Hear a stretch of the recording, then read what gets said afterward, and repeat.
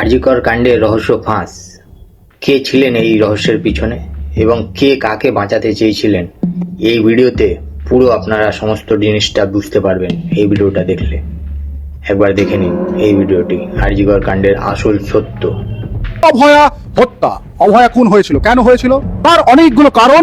এক এক সময় এক এক রকম ভাবে তখনকার দিনের সরকার যেরকম মানুষের কাছে পৌঁছে দিয়েছে, সংবাদ মাধ্যমগুলো কিন্তু সেগুলোকে আপনাদের সামনে তুলে ধরেছে। কিন্তু কি রয়েছে, আমি যেখানে দাঁড়িয়ে রয়েছি এটা হচ্ছে কলকাতা বড়বাজারের মেহতা বিল্ডিং, এটা হচ্ছে ওষুধের মার্কেট, পাশে রয়েছে বাকরি মার্কেট। এই দুটো বিল্ডিং এর মধ্যে কিছু কি লুকিয়ে রয়েছে, কারণ আমি এমনই একটা গোপন জায়গা থেকে শুনেছি যারা কিন্তু এইটার অনেকটাই জানতো। আমি সেখান থেকে শুনেছি। আবেশকে, আবেশ মমতা বন্দ্যোপাধ্যায়ের ভাই কার্তিক ব্যানার্জি, তার ছেলে আবেশ একজন ডাক্তার। আবেশ ডাক্তারি পড়েছে, অর্থাৎ এমবিবিএস পড়েছে। কোথা থেকে? যাদবপুরে কেপিসি হাসপাতাল থেকে পড়েছে। আবেশ পড়াশোনা সেরকম ভালো ছিল না, এটা কিন্তু আমরা জেনেছি। কিন্তু তাকে 60 লক্ষ টাকা দিয়ে ম্যানেজমেন্ট কোটায় ভর্তি করা হয়েছিল এবং সেই ম্যানেজমেন্ট কোটা থেকে সে 5 বছর ধরে সেখানে এমবিবিএস পড়ে। এমবিবিএস পড়ার পর আবেশ কি করে, ইন্টার্নশিপ করবার জন্য আরজিকর মেডিকেল হাসপাতালে যায়। যখন সে আরজিকর মেডিকেল কলেজ হাসপাতালে ইন্টার্নশিপ করছিল, বুঝতেই পারছেন ওখানকার প্রিন্সিপাল সন্দীপ ঘোষ, তিনি তো আবেশকে অনেকটাই কাছের করে রাখতেন। আবেশের সেখানে কিন্তু অনেকটাই মানে প্রভাব প্রতিপত্তি ছিল। কিন্তু প্রভাব প্রতিপত্তি থাকলে কি হবে, বিষয়টা এখানেই যে হাসপাতালে যে সমস্ত ওষুধ সাপ্লাই হতো, সেই ওষুধগুলো যে সাপ্লাই হতো তার গুণমান নিয়ে কিন্তু বারবার ধরে প্রশ্ন উঠছিল। এবং সেই ওষুধগুলো যে যারা সাপ্লাই করত তাদের মধ্যে একজন ছিলেন কিন্তু কার্তিক বন্দ্যোপাধ্যায়। আমরা সূত্র মারফত এটা জেনেছি, কার্তিক বন্দ্যোপাধ্যায় এবং একজন সিং, যার একটি ধাবা রয়েছে। এবং তার ওখানে ইডি রেড হয়েছিল এক সময়। কার্তিক বন্দ্যোপাধ্যায় টাকা নাকি সেই সিংয়ের কাছে খাটতো, আর সেই টাকার একটা বড় অংশ এই বাগরি মার্কেট অথবা মেহতা বিল্ডিং এর একটি দোকানদারের মাধ্যমে খাটতো এবং সেখান থেকেই সেই মেডিসিন গুলো হাসপাতালে যেত। যেই মেডিসিনের এফিকেসি নিয়ে, যেই মেডিসিনের গুণমান সমস্ত কিছু নিয়ে রীতিমতো প্রশ্ন উঠেছিল সেই সময় হাসপাতালে। এবং অভয়া চিকিৎসা করাতে গিয়ে নাকি বারবার জেনেছিলেন যে ওষুধের গুণমান খুবই খারাপ, সেটা নিয়ে নাকি সে সোচ্চার হয়েছিল, আর সেই সোচ্চার হওয়াটাই নাকি তার কাল হয়েছে।